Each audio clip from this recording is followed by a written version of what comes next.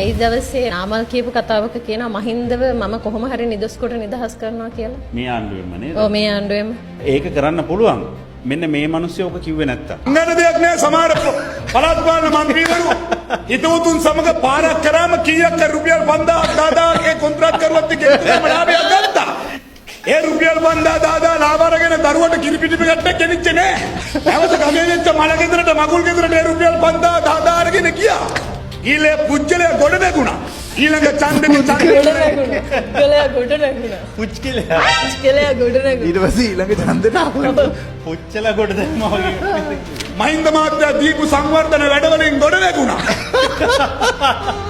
ඔය මහින්දගේ වේදිකාව ඉදම මහින්දට විරුද්ධව සාක්ෂි දෙනවා. ඒකද කියන්නේ මහජන මුදල් අවභාවිත කරනවා කියලා. ඒක හොරකම. හොරකමක් කොට්ටි.